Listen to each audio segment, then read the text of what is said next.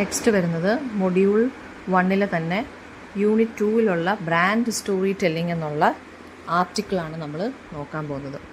അപ്പോൾ brand story telling എന്ന് പറയുമ്പോൾ സ്റ്റോറി ടെല്ലിംഗ് എങ്ങനെയാണ് നമ്മൾ ബ്രാൻഡിങ്ങിൽ ചെയ്യുന്നത്, അല്ലെങ്കിൽ ബ്രാൻഡിങ് എന്ന് പറയുന്ന കാര്യം നമ്മൾ എങ്ങനെ സ്റ്റോറി ടെല്ലിങ്ങിലൂടെ എസ്റ്റാബ്ലിഷ് ചെയ്യുന്നു.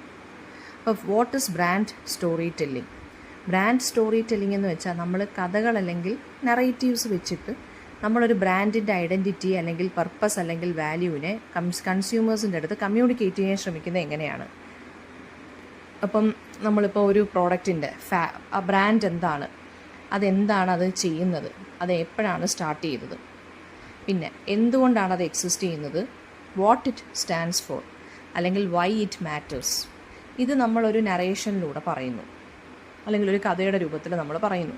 അപ്പോൾ ആ ബ്രാൻഡിൻ്റെ ഐഡൻറ്റിറ്റിയെക്കുറിച്ചും പർപ്പസിനെക്കുറിച്ചും വാല്യൂസിനെക്കുറിച്ചും ഒക്കെയാണ് നമ്മൾ സംസാരിക്കുന്നത്. ആരുമായിട്ട്? കൺസ്യൂമേഴ്സിൻ്റെ അടുത്ത്, അല്ലെങ്കിൽ നമ്മളെ കാണുന്ന ആളുകളുടെ അടുത്ത്. സോ ഫാക്റ്റും ഫീലിങ്സും കൂടെ നമ്മൾ മിക്സ് ചെയ്ത് ഒരു ബ്രാൻഡിൻ്റെ എങ്ങനെ നമ്മൾ കൺസ്യൂമേഴ്സിൻ്റെ അടുത്ത് കമ്മ്യൂണിക്കേറ്റ് ചെയ്യുന്നു, അതാണ് ബ്രാൻഡ് സ്റ്റോറി ടെല്ലിംഗ് എന്ന് പറയുന്നത്. അപ്പോൾ ഒരു സ്ട്രോങ് ബ്രാൻഡ് സ്റ്റോറി എന്ന് പറയുന്നത് ഒരു നോർത്ത് സ്റ്റാറിനെ പോലാണ്. നോർത്ത് സ്റ്റാർ എന്ന് പറയുമ്പം ഈ കപ്പലിൽ പോകുന്നവർ ഡിറക്ഷൻ നോക്കി കണ്ടുപിടിക്കുന്നത് ഈ നോർത്ത് സ്റ്റാറിനെ നോക്കി വെച്ചിട്ടാണ്, ആകാശത്തുള്ള. അപ്പോൾ അതുപോലെ ആയിരിക്കണം ഒരു സ്ട്രോങ് ബ്രാൻഡ് സ്റ്റോറി. ആ ബ്രാൻഡിൻ്റെ കഥ അല്ലെങ്കിൽ ആ ബ്രാൻഡിൻ്റെ റീച്ചബിലിറ്റി കൂട്ടുന്നതായിരിക്കണം ആ സ്റ്റോറി എന്ന് പറയുന്നത്. ആ ബ്രാൻഡിനെ കുറിച്ചുള്ള വോയിസ് ആയിരിക്കണം, ആ ബ്രാൻഡിൻ്റെ ഡിസിഷൻസും കസ്റ്റമറിൻ്റെ എക്സ്പീരിയൻസും എന്ത് മെസ്സേജാണ് ആ ബ്രാൻഡ് കൊടുക്കുന്നതെന്നും അല്ലെങ്കിൽ ആ ബ്രാൻഡ് സ്റ്റോറിയിലൂടെ നമ്മൾ എന്ത് ചെയ്യണം, അച്ചീവ് ചെയ്തിരിക്കണം. ഫോർ എക്സാമ്പിൾ നൈക്കി പറയുന്ന ബ്രാൻഡ് സ്റ്റോറി എന്ന് വെച്ചാൽ അത് പെർസിവറൻസിന് വേണ്ടിയും അച്ചീവ്മെൻറ്റിന് വേണ്ടിയുമാണെന്നാണ് പറയുന്നത്, അല്ലാതെ ജസ്റ്റ് ഷൂസ് മാത്രം സെല്ല് ചെയ്യുമല്ല. അപ്പോൾ ബ്രാൻഡ് സ്റ്റോറി എന്ന് വെച്ചാൽ ജസ്റ്റ് ആ പ്രോഡക്റ്റിനെ കുറിച്ചുള്ള ഇൻഫർമേഷൻ അല്ല, മീനിങ്ങും ഇമോഷനും ഐഡൻറ്റിറ്റിയും കൂടെയാണ് അവിടെ ബ്രാൻഡ് സ്റ്റോറീസിലൂടെ അവർ പ്രസൻറ്റ് ചെയ്യുന്നത്, ഓരോ ബ്രാൻഡ്. ഇനി എലമെൻറ്റ്സ് ഓഫ് എ ബ്രാൻഡ് സ്റ്റോറിയാണ് നമ്മൾ നോക്കുന്നത്. അതായത് ഒരു സിനിമയ്ക്ക് അല്ലെങ്കിൽ ഒരു ബുക്കിനുള്ള സെയിം സ്ട്രക്ചർ തന്നെയാണ് ഒരു ബ്രാൻഡ് സ്റ്റോറിക്കും വേണ്ടുന്നത്. ഇപ്പോൾ ഫസ്റ്റ് എന്ത് വേണം? ആ പരസ്യത്തിനകത്ത് അഭിനയിക്കാൻ നമുക്ക് കുറച്ച് ക്യാരക്ടേഴ്സിനെ വേണം, ആ ബ്രാൻഡും വേണം, കസ്റ്റമേഴ്സും വേണം, അല്ലേ? അപ്പോൾ കസ്റ്റമേഴ്സ് ആയിരിക്കണം അതിൻ്റെ മെയിൻ ക്യാരക്ടേഴ്സ് എന്ന് പറയുന്നത്. പിന്നെ രണ്ടാമതെന്ന് വെച്ചാൽ ഒരു പ്രോബ്ലം കാണിക്കണം നമ്മൾ.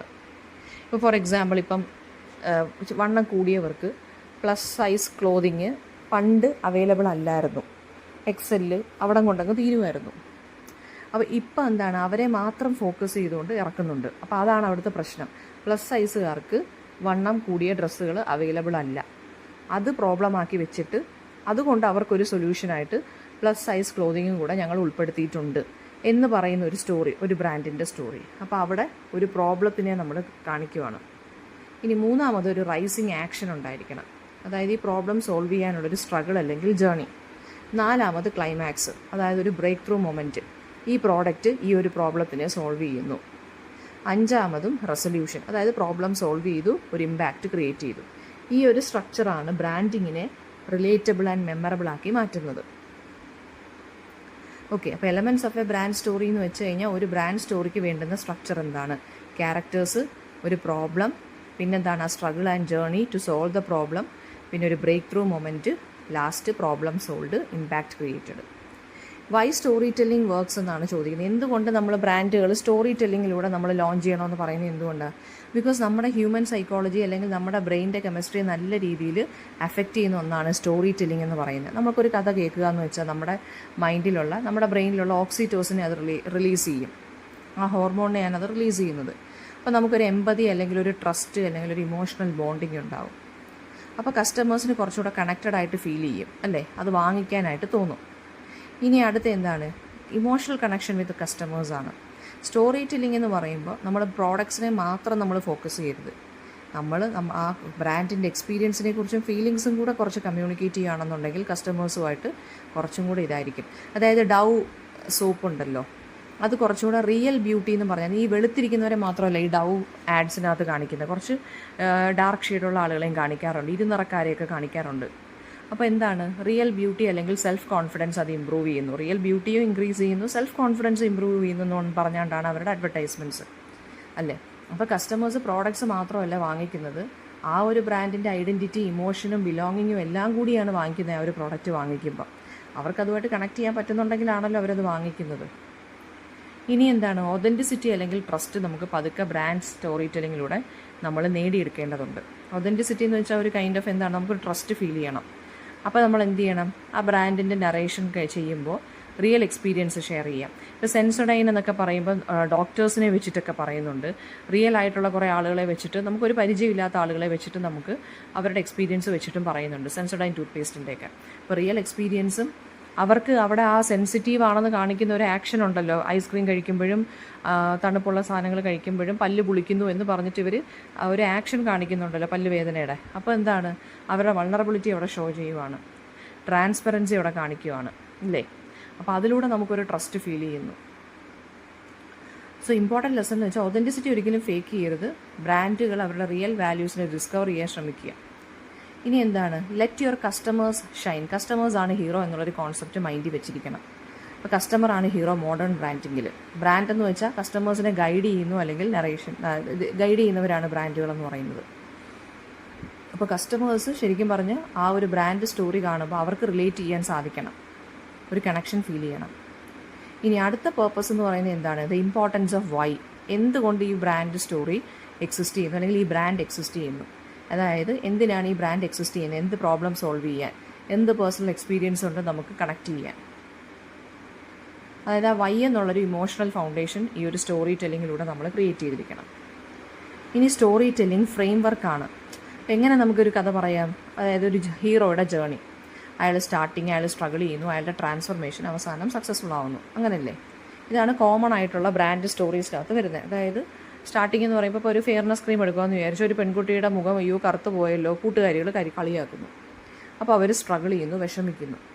അപ്പോൾ അവരുടെ ഫ്രണ്ട് മറ്റേ ആരെങ്കിലും ഒരാളിത് റെക്കമെൻഡ് ചെയ്യുന്നു, അവരത് ഉപയോഗിക്കുന്നു, ട്രാൻസ്ഫോം ചെയ്യുന്നു, അവർ സക്സസ്ഫുൾ ആവുന്നു. ഇതാണ് മെയിനായിട്ട് വരുന്നൊരു സ്റ്റോറി ലൈൻ എന്ന് പറയുന്നത്.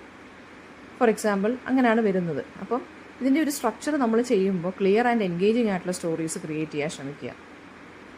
ഇനി കസ്റ്റമർ സെൻട്രിക് ആയിട്ടുള്ള സ്റ്റോറി ടെല്ലിംഗ് ചെയ്യുക. അതായത് കസ്റ്റമേഴ്സിൻ്റെ നീഡ്സും അവരുടെ സ്ട്രഗിൾസും ഒക്കെ മനസ്സിലാക്കി, അവരുടെ ആസ്പിറേഷൻസ് ഒക്കെ മനസ്സിലാക്കിയിട്ടുള്ള കഥ പറച്ചിൽ രീതിയായിരിക്കും കുറച്ചും കൂടെ നല്ലത്.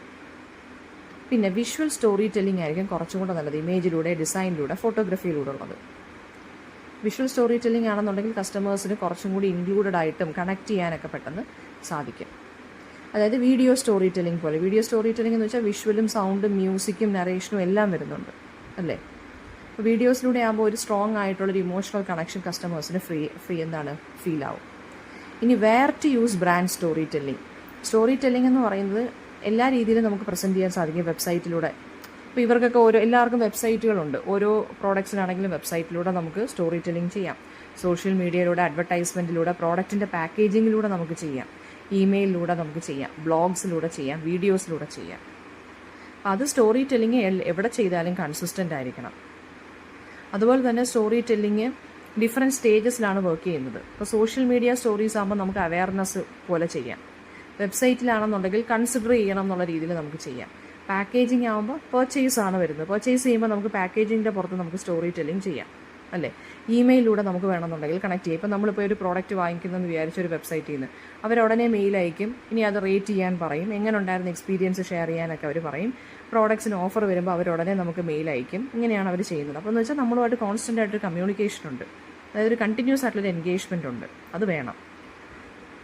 അതുപോലെ തന്നെ ബ്രാൻഡ് ഗ്രോ ചെയ്യുന്നതിനോടൊപ്പം തന്നെ എന്ത് ചെയ്യണം, കോണ്ടൻറ്റ്സ് ക്രിയേറ്റ് ചെയ്യാൻ അവർ ശ്രമിച്ചുകൊണ്ടിരിക്കണം. കൺസിസ്റ്റൻസി ഭയങ്കര ഡിഫിക്കൽട്ടായിട്ടുള്ള കാര്യമാണ്. എന്നുവെച്ചാൽ നമ്മുടെ കസ്റ്റമേഴ്സ് നമ്മളെ ഒരിക്കലും മറന്നു പോകരുത്. അപ്പോൾ അതെങ്ങനെയാണ് നമുക്കൊരു ഗൈഡ് ലൈൻസിലൂടെ, നമുക്ക് സ്ട്രോങ് ആയിട്ടുള്ള അഡ്വർടൈസ്മെൻറ്റിലൂടെയൊക്കെ നമുക്കിത് ചെയ്യാൻ സാധിക്കും. ഇനി steps to create a brand story. ഒരു ബ്രാൻഡ് സ്റ്റോറി ക്രിയേറ്റ് ചെയ്യുന്ന സ്റ്റെപ്പാണ്.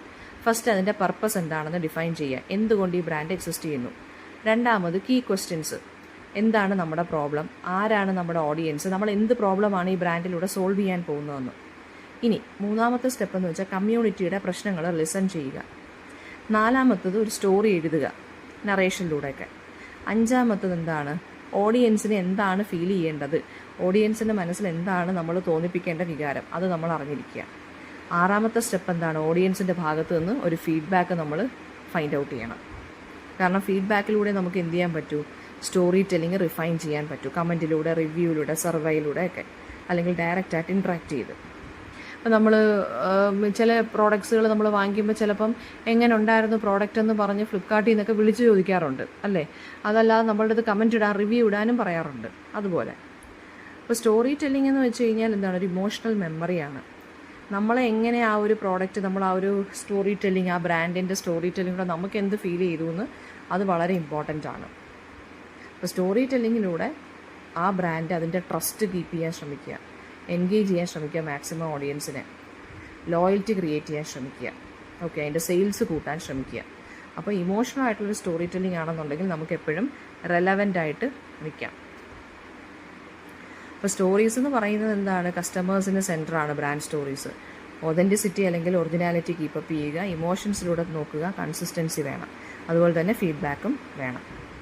അപ്പോൾ ബ്രാൻഡ് സ്റ്റോറി ടെല്ലിംഗ് എന്ന് വെച്ചാൽ അത് എസെൻഷ്യൽ ആയിട്ടുള്ളൊരു കാര്യമാണ്. നമുക്ക് 2026 ബ്രാൻഡ് എന്ന് വെച്ച് കഴിഞ്ഞാൽ നമുക്ക് ഇമോഷണലി കമ്മ്യൂണിക്കേറ്റ് ചെയ്യാൻ സാധിക്കണം, ഒതൻറ്റിക് ആയിട്ട് നിൽക്കണം, എൻഗേജ് ചെയ്യണം നമ്മളെ കൺസിസ്റ്റൻ്റ് ആയിട്ട്. അതാണ് ബ്രാൻഡ് സ്റ്റോറി ടെല്ലിങ്ങിൻ്റെ ഇമ്പോർട്ടൻസ് എന്ന് പറയുന്നത്.